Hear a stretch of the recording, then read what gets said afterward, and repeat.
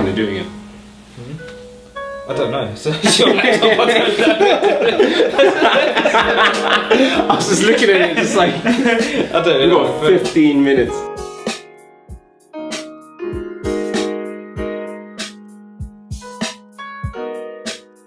I mean, I suppose where we're going to start is it's before Sanyou kicks off, and it's when we're introduced to Ohan. He's a 300-man commander, and like Shin. And I mean, the way he's introduced is pretty funny actually, because they're both going for they're in the midst of a battle, and they're both going for the headquarters. And when Shin gets there, he sees that Ohan's already there, and he's already taken out the enemy commander. And he was really surprised. He was like, "What?"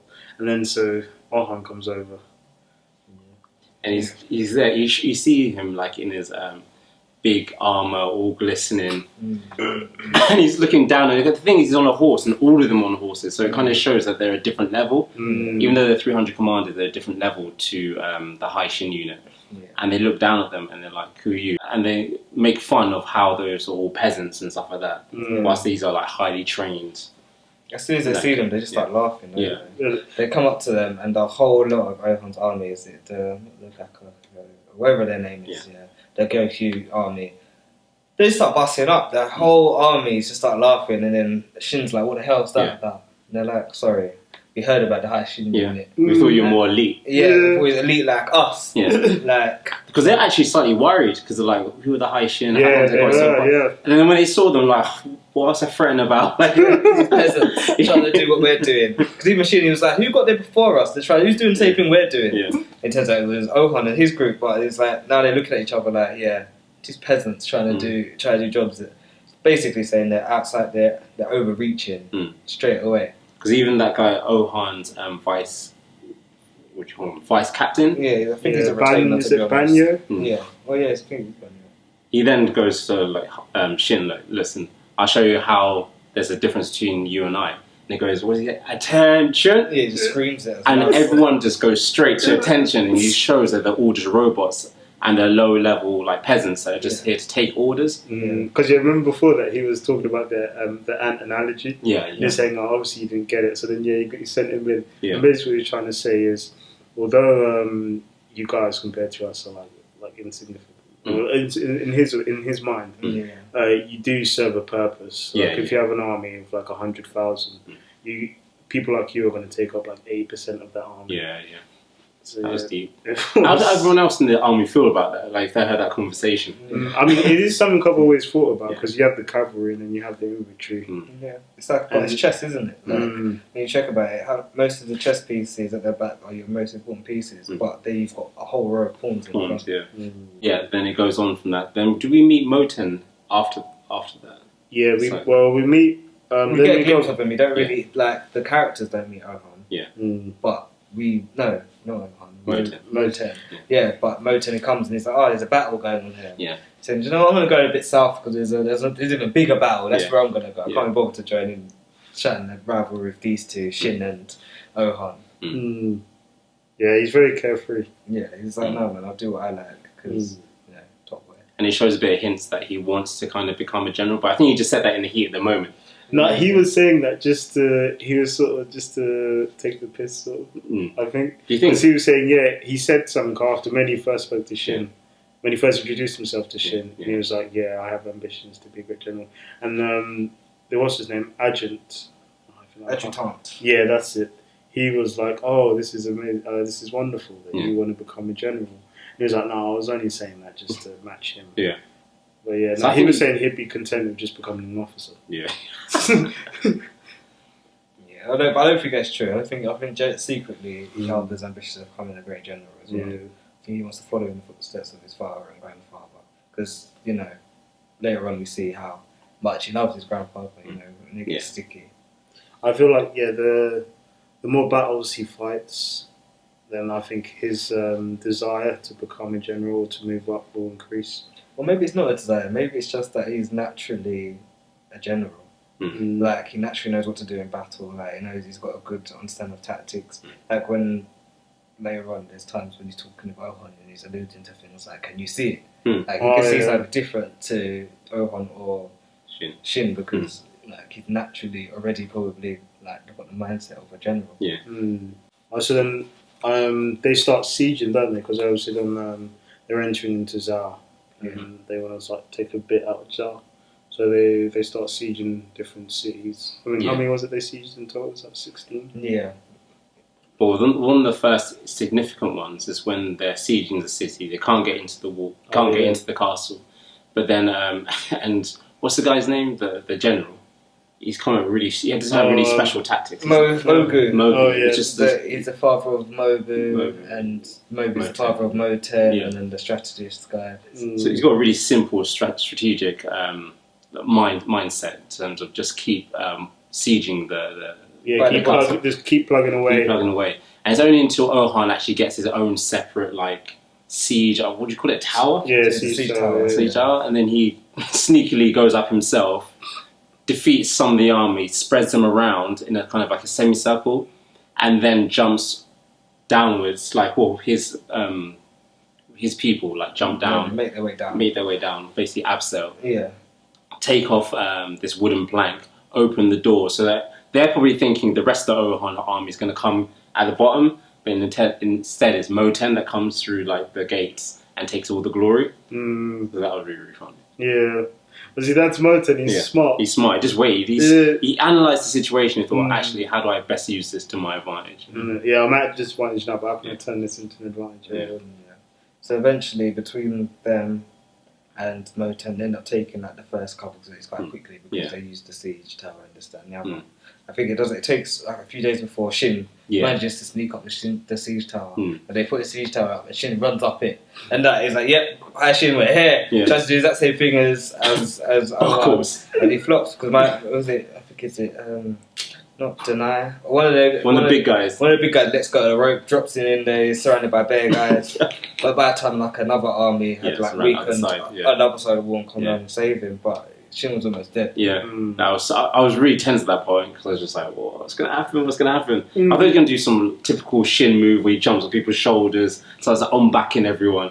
But actually, it was more realistic. And as you said, another army's around the other side. Yeah. He does get I think he gets props for that one. So because I think it's because of their attack or whatever wall they were attacking, because they'd drawn so much of the army from the other side of the walls to that point, it allowed that weakness on the other wall for the other general to come through and save them. And I think he ended up taking the commander of the city's head. Yeah, but you do see another side to Shin within all this siege and madness where he sees that other people, once they've taken over a castle, they're taking complete abuse of the people who lived in that castle, so the civilians. And he kind of makes a like battle cry whereby he doesn't care if he's a general or if he's talking to the king, or even if he's talking to God himself, no one's going to abuse power, and he doesn't care about the consequences. So he kind of has that innocent, straightforward like principle, but he doesn't sway from it. Yeah, he all cuts down, doesn't he? Yeah. I don't know if he kills him. It doesn't kill him, down. but and it ends up in the selfless.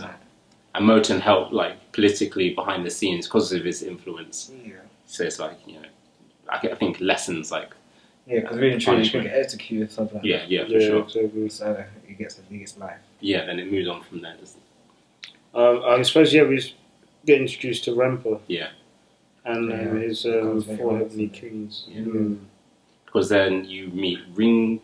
And Rinko essentially starts coming through, taking out the 1,000-head generals. He gets let loose. Yeah, let loose. And he was a really interesting character. Just the way he was drawn, he was very, very menacing, but innocent at the same time. Yeah, he looked young. Yeah, looked young. Yeah, like when Shin met him for the first time, he's like, how old are you? Yeah. He's like, I'm a big man, who are you talking to? It's jokes. And he's the first one, I don't think we've seen another character with 2 swords before. Yeah, it's true. Yeah, he was the first like double-sworded character we've seen. And they're curved as well. Yeah, they're curved. Sort of like a Prince of Persia vibe. Yeah. It's like he was trained or came from somewhere else, the way he fought and the way he behaved, even the way he looked. Like, because obviously they're all meant to be Asian, but he looked like very different compared to everybody else. So it was like maybe he grew up, I don't know, maybe a different part of Asia. China,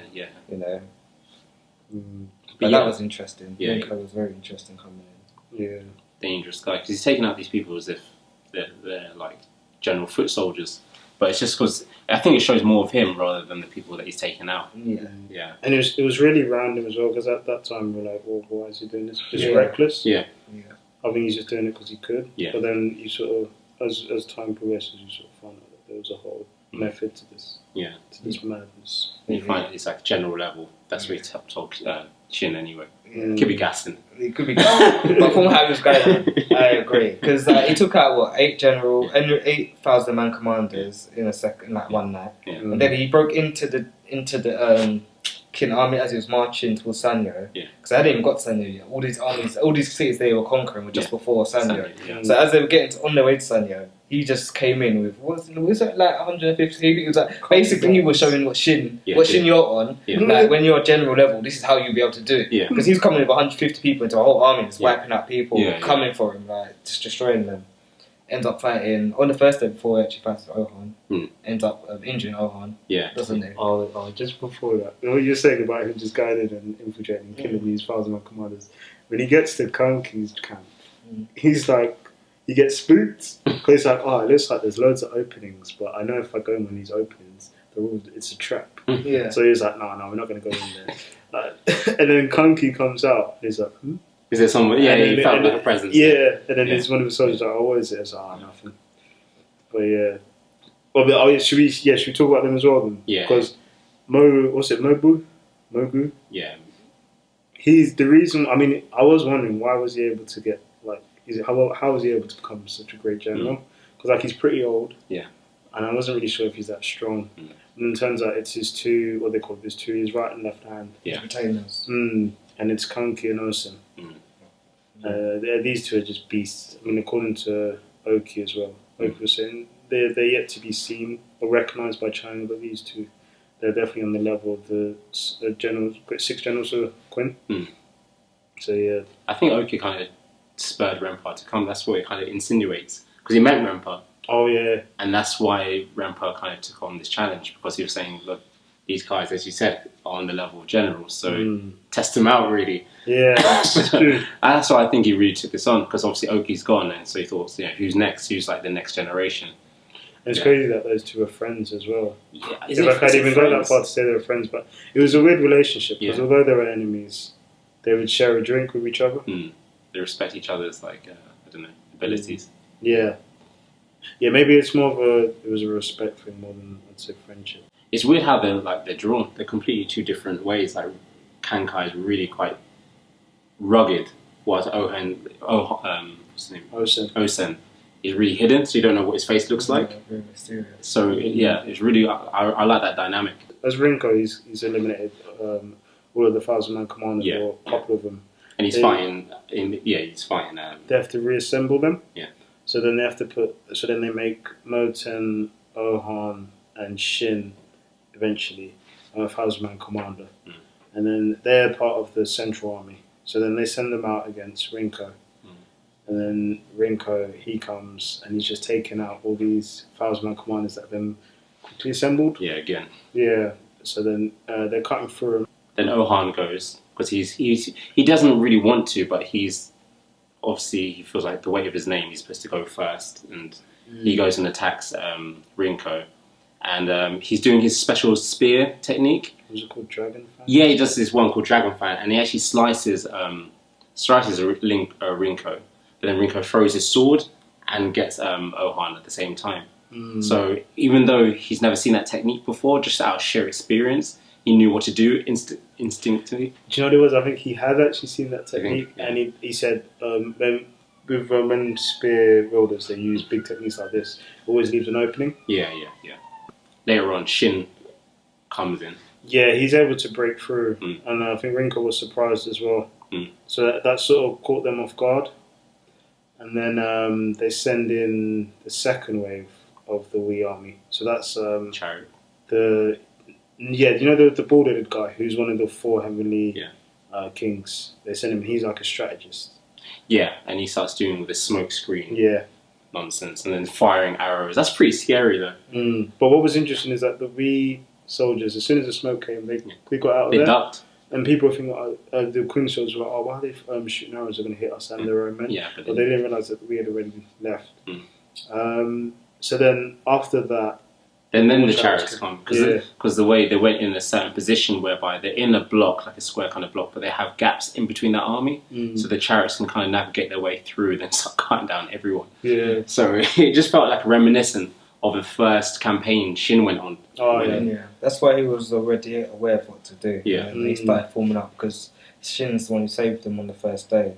Like Ohon and Shin got that's when they sort of became heroes of the army because everyone was down. Yeah. And the morale was down. Everyone was they basically got obliterated. The whole at least 16,000 people got killed or something like that. At least more, no, probably like 4,000 probably survived. Yeah. But Shin got them together because of his first campaign, so get into groups of 5, go groups and let's go and start using spears and stuff to get these chariots down. We are communicating with a gong, I think it was, to send signals. That's how organising their arrows. The Blue Stone tribe. Yeah. They get them to listen out for because they've got like the best hunting and tracking skills, so they listen out for the find where it's coming from and end up attacking the headquarters. By tracing the sound.